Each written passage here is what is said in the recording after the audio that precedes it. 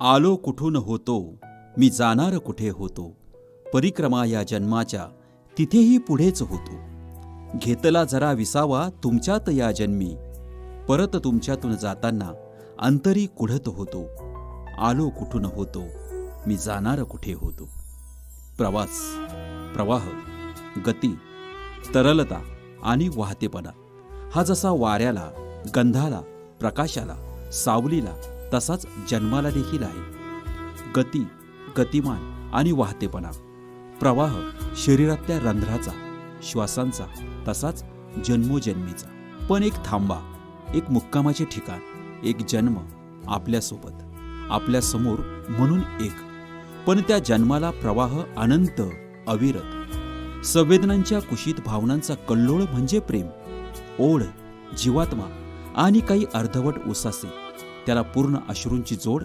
ही अवस्था आहे आपली, कालही, आजही आणि उद्याही. कारण चैतन्य, मन, बुद्धी, चित्त, श्वास आणि आत्मा, नावं काहीही द्या, त्याला आवरण फक्त जन्मांच्या शरीराचे. आणि कुंठीतला श्वास हा टांगलेल्या झुंबरासारखा लटकत असतो, तसे असते आपले प्रेम आपल्या व्यक्तीविषयी. कारण त्या व्यक्तीचा तो जन्म, त्यांच्यामुळे आपण सारे, म्हणून त्याच्यात आपला आणि आपला त्यांच्यात अडकलेला जीव. फक्त गुंता, हो, पण तो गुंता व्हायला देखील जन्माचं नशीब लागतं.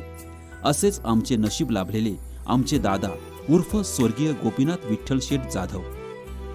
कळवण तालुक्यातील कनाशी येथील सुशिक्षित आणि मनाची मोठी समृद्धी असलेले कैलासवासी विठ्ठल शेठ जाधव आणि कैलासवासी यशोदाबाई विठ्ठल शेठ जाधव यांच्या घरी दादांचा जन्म झाला.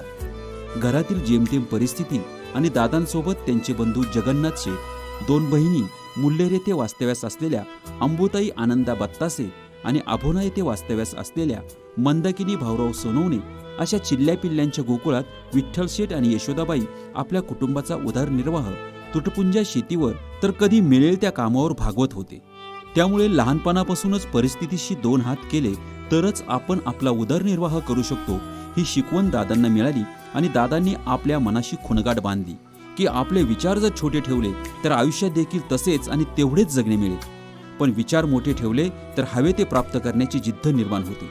या जिद्दीनेच दादांनी आहे त्या परिस्थितीतून फिनिक्स पक्षाप्रमाणे स्वतःला उभे केले आणि आपली आर्थिक परिस्थिती हलाखीची असल्याने मुल्लेर येथे असलेल्या अंबुताई आनंदा बत्तासे यांच्याकडे आपले प्राथमिक शिक्षण पूर्ण केले.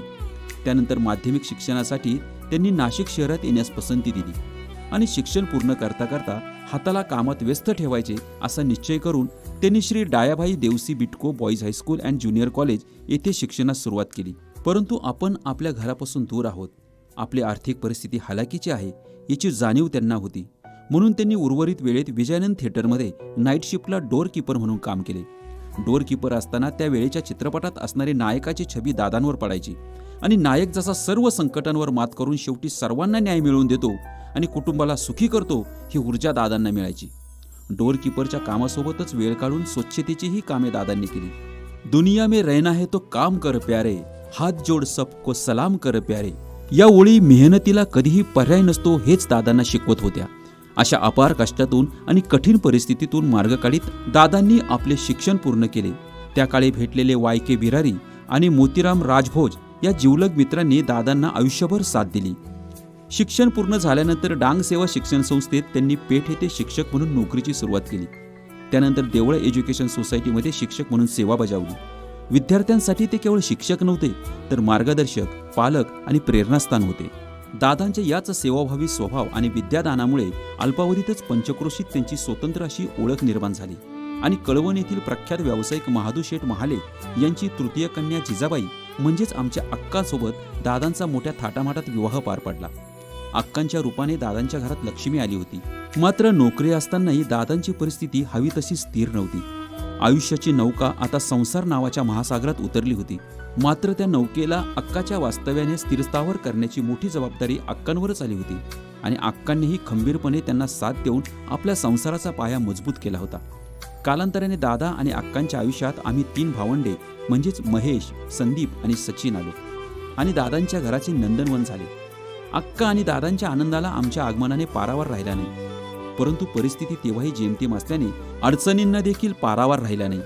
हळूहळू जबाबदाऱ्या वाढल्या, आम्ही मोठी होऊ लागलो परंतु दादांच्या शिक्षकी नोकरीमुळे वेगवेगळ्या ठिकाणी बदली होत असल्याने आमच्या अक्काने खंबीरपणे कुटुंबाला सांभाळले. बदलीच्या स्थलांतराच्या लाटेत तिने कधीही कुटुंबाला विस्कळीत होऊ दिले नाही आणि दादांनीही घर, नोकरी आणि समाज या तीनही जबाबदाऱ्या समर्थपणे पेलल्या. नोकरी करत असतानाच दादा सामाजिक आणि राजकीय कार्यातही सक्रिय होते. ते राष्ट्रीय स्वयंसेवक संघाचे जुने आणि निष्ठावंत कार्यकर्ते होते. आदिवासी विकास सोसायटीमध्ये त्यांनी संचालक म्हणून जबाबदारी पार पाडली होती. तसेच कनाशी आणि ग्रामपंचायतीमध्ये उपसरपंच म्हणून कार्य करताना त्यांनी गावाच्या विकासासाठी महत्त्वाची भूमिका बजावली होती. कनाशी गावाच्या राजकारणात त्यांची ठाम पकड होती आणि त्यांचे मत नेहमी आदराने ऐकले जात असे.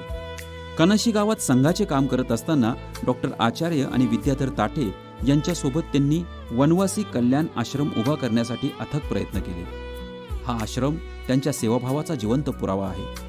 निवडणूक प्रचाराच्या काळात दादा हे संघाचे आणि भाजपचे निष्ठावंत कार्यकर्ते असल्याने तसेच त्यांचे संबंध अत्यंत स्नेहाचे असल्यामुळे स्वर्गीय गोपीनाथजी मुंडे साहेब यांनी दादांच्या घरी भेट देऊन काही काळ विश्रांतीही घेतली होती.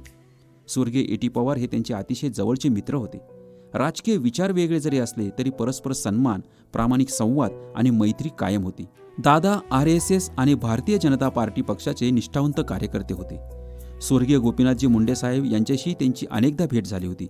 आमदार डॉक्टर D.S. आहेर, आमदार J.P. गावित आणि J.D. पवार साहेब यांच्याशी त्यांचे जिव्हाळ्याचे संबंध राहिले आहेत. दादा आणि सोबत तुळशीराम शेजोळे यांनी अर्धावट राहिलेल्या राममंदिर जीर्णोद्धारासाठी खूप कष्ट घेतले. गावातील विरोध, टीका आणि अडचणी सहन करत काम करत असताना पडझड झाली तरी ते थांबले नाही. त्यांचा विश्वास देवावर होता आणि श्रद्धा कृतीतून व्यक्त होत होती. गावातच शाळा असावी, गावातील मुलांना शिक्षणासाठी बाहेर जाऊ लागू नये या दूरदृष्टीतून श्रीराम ट्रस्टच्या जागेवर श्रीराम विद्यालय सुरू करण्यामध्ये दादांचा मोलाचा वाटा होता. ते स्वतः श्रीराम ट्रस्टचे विश्वस्त होते. ट्रस्टला नियमित उत्पन्नाचे साधन कसे उत्पन्न होईल याचा विचारही त्यांनी आधीच केला होता. भविष्यासाठी विचार करणे हीच त्यांची खरी ओळख होती.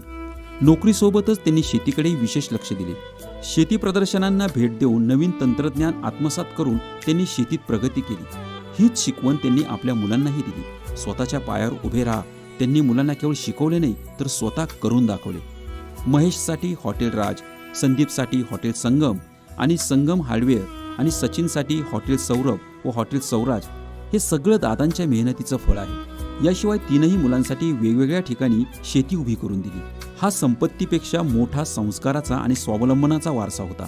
हळूहळू आम्ही मोठे होऊन दादांनी आम्हाला उत्तम शिक्षण दिले.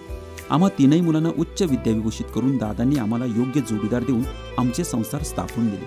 सुरगाणा येथील प्रसिद्ध सुरेश शेठ वाघ यांची ज्येष्ठ कन्या मनीषा हिचा विवाह महेश याच्यासोबत लावून दिला. तर कळवण येथील श्री विष्णू शेठ महाले यांची ज्येष्ठ कन्या मोनिका हिचा विवाह संदीप सोबत लावला. तर डॉक्टर पाटील यांची सालस कन्या सोनाली हिचा विवाह सचिन याच्यासोबत लावून दिला. मनीषा महेश जाधव, मोनिका संदीप जाधव आणि सोनाली सचिन जाधव यांच्या रूपाने 3 लक्ष्मी घरात आणल्या. दादांना मुलगी नव्हती, परंतु दादांचा त्यांची चुलती म्हणजेच माई आणि योगिता यांच्यामध्ये प्रचंड जीव होता. तसेच दोन्ही जावायांना ते आपल्या मुलांप्रमाणे जपत होते. दादांचे नातू सौरभ, शुभम, प्रियंका, परी, तन्मय आणि राज यांच्यावर त्यांचे अपार प्रेम होते. नातवंडांना उत्तम शिक्षण मिळावे म्हणून त्यांनी स्वतः पुढाकार घेतला. पुण्याला स्वतः भेटायला जाणे, सोडायला जाणे हे सगळे दादा स्वतः करत असत. नातवंडांच्या यशातच त्यांना खरी संपत्ती दिसत होती. नातूच्या लग्नात त्यांनी मनापासून हौस केली, मात्र नातीचे लग्न पाहण्याची त्यांची शेवटची इच्छा अपूर्णच राहिली. ही एक कायमची खंत मनात राहिली. दादांचा सुवर्ण महोत्सवी वाढदिवस हा सर्व कुटुंबांनी मोठ्या उत्साहाने साजरा केला होता. त्यावेळी मात्र दादांच्या डोळ्यात याचसाठी जगण्याचा केला होता अट्टहास अशी भावना तरळत होती. कारण आनंदाच्या झाडाला सुखाचे फळं येण्यासाठी त्यांनी आपल्या आयुष्याचा आनंदी वृक्ष अनेक संकटांच्या, अडचणींच्या, तर कधी वादळ वाऱ्याने तर कधी प्रश्नांच्या सपकाऱ्यांनी तोलून धरला होता. आणि जेव्हा त्या वृक्षाला नव्या पिढीची फुले, फळे लगडू लागली तेव्हा मात्र परमेश्वराच्या डोळ्यात डोळे घालून कृतज्ञतेची भावना दादांच्या डोळ्यात स्पष्ट जाणवायची. मनातही नव्हते एवढे दिले तू देवा, माझ्या सुखाचा मला कधी न वाटू दे हेवा. ही भावना सतत दादा मनातल्या मनात बोलत असे. दादांना फिरण्याची खूप आवड होती. दादा आणि अक्का यांनी संपूर्ण भारत भ्रमण केले, तसेच परदेश यात्राही केल्या. या प्रवासात महाले आणि वालखडी कुटुंबीय नेहमीच दादांसोबत असत. परदेश यात्रा, 12 ज्योतिर्लिंग, 4 धाम यात्रा अशा अनेक ठिकाणी दादांनी भेटी देऊन आपल्या कुटुंबासोबत आनंद घेतला. दादा नेहमी म्हणायचे, कुठल्याही ठिकाणांना भेटी देणे म्हणजे केवळ प्रवास नसतो, तर त्या ठिकाणची संस्कृती, परंपरा, खानपान, लोकांची राहणीमान आणि त्यांची वैचारिक बैठक या सर्वांशी आपणही एक नाते जुळवायचे असते. कारण परमेश्वराने बनवलेली ही सृष्टी, तिचा आनंद आपण घेतला तरच देवाला त्याच्या निर्मितीचा आनंद जास्त मिळतो. दादा खूप जिद्दी होते, माने होते, स्वविचारांचे होते. त्यांनी कधीही कोणाचे अंधपणे ऐकले नाही. ऐकावे जनाचे आणि करावे मनाचे या तत्वांशी ते ठाम होते. स्वतःच्या तत्वांशी दादांनी कधीही तडजोड केली नाही. पण काही क्षणांनी मात्र दादांच्या समृद्ध जीवनाला तडा गेला. 7 नोव्हेंबर 2023 रोजी आमचा धाकटा भाऊ सचिन दीर्घ आजाराने अचानक आम्हाला सोडून गेला. तेव्हा मात्र दादांच्या शरीरातले सगळे त्राणच गेले. ज्याला अंगा खांद्यावर खेळवलं, एक दिवस त्यालाच खांद्यावर घेऊन शेवटचा निरोप द्यावा लागेल यापेक्षा मोठं दुःख ते काय. दादा आणि अक्का संपूर्ण तुटले होते. पण पुन्हा दादांनी आपल्या आध्यात्मिक श्रद्धेने येणाऱ्या क्षणांना कवेत घेऊन आणि पुढील पिढीकडे व आमच्याकडे, आमच्या मुलांकडे, सुनांकडे बघून उभे राहिले आणि दुःखाशी 2 हात करून आपल्याला आपल्या जगण्याला सुंदर करावंच लागेल ही शिकवण दादांनी आम्हाला दिली.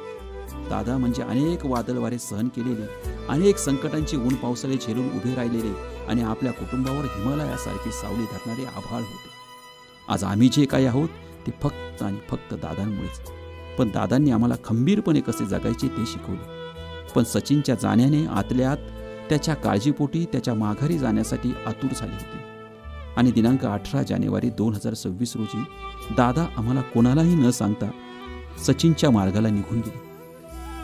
आणि एकाएकी दादांनी आम्हा सर्वांना पोरके केले.